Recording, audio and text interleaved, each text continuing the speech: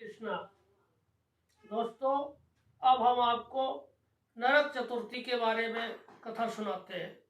ध्यान से सुनो। प्राचीन काल में रंतदेव नामक एक राजा था। वह पहले जन्म में धर्मात्मा दानी था।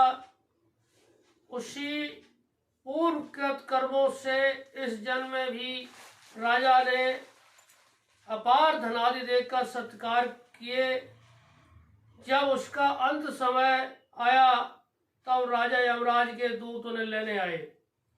बार बार राजा को लाल लाल आंखें दिखा निकाल कर कह रहे थे, राजन नरक में चलो, तुम्हें वही चलना पड़ेगा। इस पर राजा घबराया और नरक में चलने का कारण पूछा। यम के दूतों ने कहा, राजन, आपने जो दान पुण्य किया है उसे तो समस्त विश्व जानता है, किंतु पाप को केवल भगवान और धर्मराज ही जानते हैं। राजा बोला, उस पाप को मुझे भी बतलाओ जिसने उसका निवारण कर सकूं।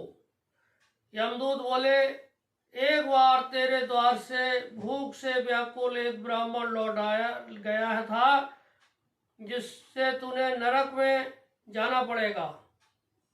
यह सुन राजा ने यमदूतों से विनती की कि मेरी आयु 1 वर्ष बढ़ा दी जाए। इस विषय को दूतों ने बिना सोच विचार किए ही स्वीकार कर लिया और राजा की आयु 1 साल बढ़ा दी गई। यमदूत चले गए। राजा ने ऋषियों के पास जाकर इस पाप से मुक्त का उपाय पूछा। ऋषियों ने बतलाया, हे राजन, तुम कार्तिक कृष्ण पक्ष चतुर्दशी को व्रत रखकर भगवान कृष्ण का पूजन करना, ब्राह्मण भोजन कराना तथा दान देकर सब अपराध सुनाकर क्षमा मांगना, तब तुम पाप मुक्त हो जाओगे। कार्तिक कृष्ण की चतुर्दशी आने पर राजा ने नियम पूर्वक व्रत रखा और अंत में विष्णु लोक को गया। जय श्री कृष्णा। राधे राधे। कथा को लाइक करना, सब्सक्राइब करना और बेल आइकन जरूर दबाना।